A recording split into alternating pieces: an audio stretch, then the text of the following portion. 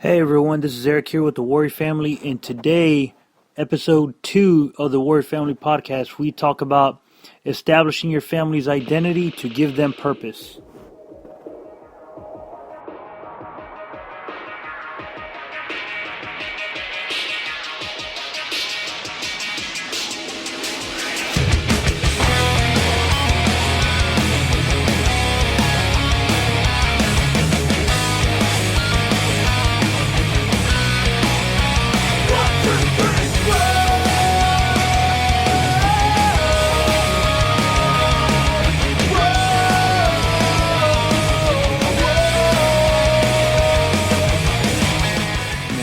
Love that song.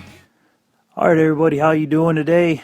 It's Eric again with the Warrior Family for episode 2 of the Warrior Family podcast. Before we begin, make sure you log on to thewarriorfamily.com and sign up for the newsletter. Like us on Facebook. And if you're a new subscriber, do the same. Go to thewarriorfamily.com, sign up for the newsletter, share us with your friends. And today, what we're going to talk about is establishing your family's identity to give them purpose. Now, why is this important? Because a life without purpose is a life wasted. Now, where this whole thing came from, this establishing your identity, is if you listen to the first podcast, I had mentioned that one of my recent jobs was serving as a drill sergeant in Fort Benning, Georgia. Now, what I did as a drill sergeant was I was the person who transitioned civilian personnel into soldiers. I showed them how to eat, walk, sleep, talk, everything. And I'd be really hard on them. And a lot of times I deal with people who came from all walks of life. Some of these people, were drug addicts before. Some of these people were from families that were well off. You never knew. And one of the things that would happen typically during the beginning of their training cycle, the initial phase of their boot camp, is I'd sit everyone down in the classroom, all of these new recruits, I'd sit them all down in the classroom and I'd make them introduce themselves. And one of the things that I'd always find just the right person to do this with, and I'd look at them and I'd ask them, hey, who are you? And at first they'd be shocked because they're still kind of shell-shocked because we're so hard on them in the beginning. They wouldn't know what they think every answer is the wrong answer, which in a sense I expect them to not have an answer. But they'd often shrug their shoulders and say, I don't know. And I was like, what do you mean you don't know? Who are you? What does it mean to be you? And they just wouldn't have an answer for me. No one has ever sat these young men down and talk to them about this. One instance specifically, and for the sake of saving his reputation, we'll call him Private Snuffy. When Private Snuffy came to me and he introduced himself, he was very well spoken. He was very confident, and he was ready to share everything, all his life experience with the family, with the men of the platoon, which is the group of soldiers that we have together. It's about a group of 60. All together, and he was real quick. He was well spoken, and he told us, he was from Detroit. He was adopted. He was a drug addict before. He was in the system as a foster kid, and apparently where he's from, once you get to a certain age, they pretty much leave you to your own devices. And I found this opportunity to be good, and I asked him, well, okay, Private Snuffy, who are you then? And he's like, well, I just told you that, Drill Sergeant. That's what they call me, Drill Sergeant. And he was like, yes, but what does it mean to be you? And at that point, the kid started crying. All this young man wanted to do was to be a part of something, whether to be a part of what he's identified himself with, or to be a part of our group, which we call ourselves the Punishers. He wanted to be a part of something, and that's why he was there. So what I do for all the men to establish their identity is first, in the initial phase, I'd tell them, hey, you're a Punisher. You're in the Army now. You're part of us. This is what you should have pride in. But later on, A couple weeks later, after they've gotten used to the daily grind, I tell them, you need to have pride in your last name. Definitely have pride in your last name and what it represents. One of my old mentors, he's former military, he's retired now, but he used to always tell me, have pride in yourself, pride in the Army and your unit's mission, and pride in your country. It was all about having pride. And the reason for that is because if you're prideful in what you represent, you will think twice before you go off and make bad decisions. Excuse me. Now, how we teach our children to build their identity, because I feel that if one of my two sons were to ever go into the military, I wouldn't want them to be caught up in the same situation. I would want for my kids to be able to stand firm and know exactly what it is that they represent.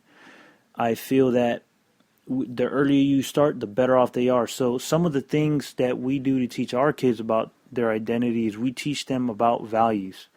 What are your family values? You, the listener, have you ever written them down before? Have you shared them with the rest of your family? Have you shared them with anyone else? If not, do just that.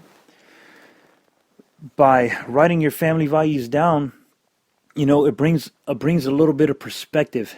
Things you can think about things in your head, but until you write them down, you often don't take them seriously, or they just appear to be a little different, and you might have to rethink what you're thinking of. If by sharing them with other people, your family or any strangers, anything, this makes you accountable for them.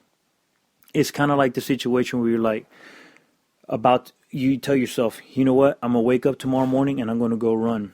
Well, if you keep that to yourself, it'll be so much easier to find excuses to talk yourself out of actually going to do that. Whereas if you were to tell people about it, you hold yourself accountable. Other people can hold you accountable for that, and they'll ask you, hey, did you go run? I have a neighbor. I do this with them quite often. They're always saying, hey, I'm going to go do this. I'm like, okay, I'm going to ask you tomorrow, and if you didn't do it, I'm going to give you crap about it.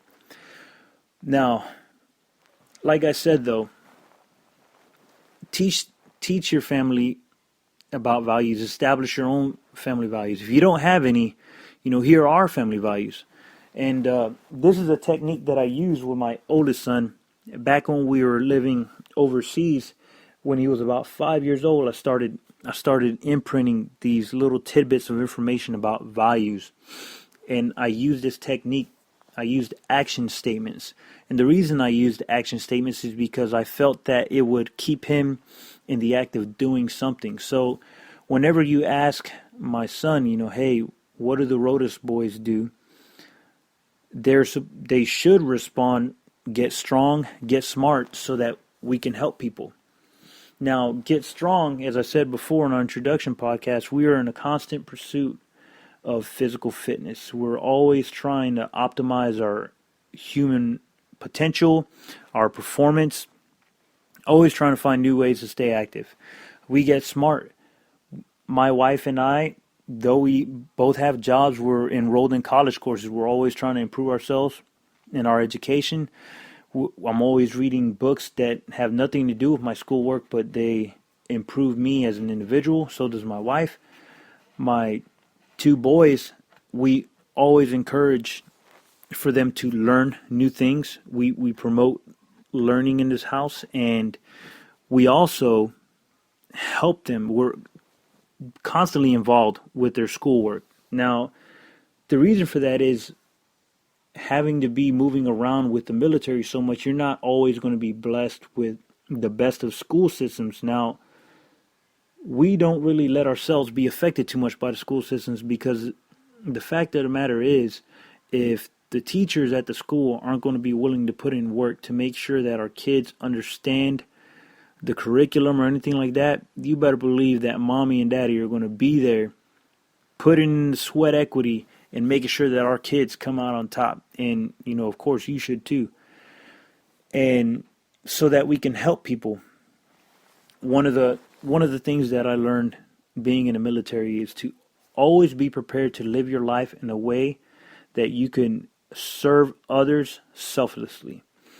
And one of the reasons that I feel that is so important is because every relationship that you establish with someone in some way, you should cherish. It is a blessing, because you never know. And I've experienced this personally, and a lot of my friends that are going to listen to this know that, for one instance, for example, I was in theater. I was in Afghanistan, and I had just come off of mission, and I had a conversation with a friend of mine, great friend of mine. He was a musician as well. And sure enough, I bed down for the short amount of time that I did, and when I woke up, I was informed that hours before, that individual that I was having a conversation with is no more. He's no longer with us. And it was a shame, because, all the empty promises, left undone. Hey, let's get together and jam. I couldn't go back to that. I couldn't make that up, because he was not there anymore. So now, when I make new relationships with people, I try to make sure that I give that relationship 110% off the bat. And if not, I just try to be nice as possible, and I keep it what it is. But if you're in my circle, I definitely try to do my part and make sure that the memories that we have together are memorable. Now, the reason giving these values are so important, like I said before, is that it gives your kids and yourself and your family perspective. If you have no platform for which to base your decisions, how do you really know what right or wrong is? Now, everybody in some way has been given guidance here and there about what right or wrong is, but when your kids are young, if you really don't teach them anything, you can't hold them accountable for making wrong decisions, because you have not taught them yet. They only know what they have been taught by you, or things that they've picked up from other people, and a lot of times those aren't the best things. They're not things that you agree with. So they definitely arm you and your family and your kids with the decision point. It gives them a left and right limit. This is a term that we use in the military a lot, but it tells them, it establishes blinders. Hey, in this situation, you should operate so that the end state is within our guidelines, within our values. Now, when you're establishing these values with your family, there's no need to get fancy. Keep it simple. Like I did, I just had 3 values. They're action statements, and those simple 3 values, they expand to a bunch of other things. And definitely go and write them down. Share them with people. Share them with us. Hey, I'd love to see what you've established, see what ideas you come up with. Put them in an email, send them to us, thewarriorfamily@gmail.com. We love to review them. We appreciate, any communication with you. We can help you develop them, or hey, if you got something better going on, we'd love to take something out of your toolbox and add it to ours. We're definitely willing to improve ourselves in any way we can. Well, everyone, that's all that we have for today. Once again, we'd like to thank all our listeners. Make sure you like us on Facebook, follow us on Instagram at The Warrior Fam, follow us on Twitter at The Warrior Fam, check out the website, thewarriorfamily.com, sign up for that newsletter. Listen to us and download us at www.spreaker.com. That's Spreaker, SPREAKER.com/The Warrior Family. That's our profile right there. You can download our podcast. You can like us there, leave comments. Make sure you share us with your friends. And just remember, everyone, this is what we're all about here with the Warrior Family. Making the effort, doing your part, and fighting to make your family better.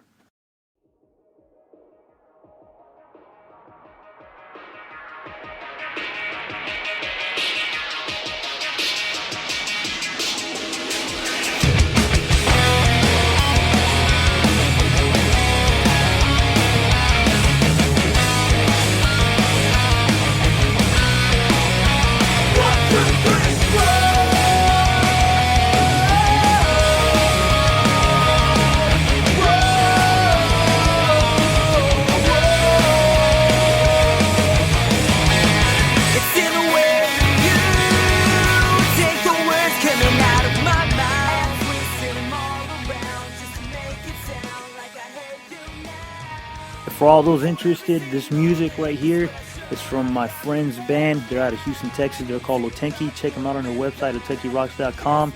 You can check them out on Spotify. They're all over the place. Hope you enjoy.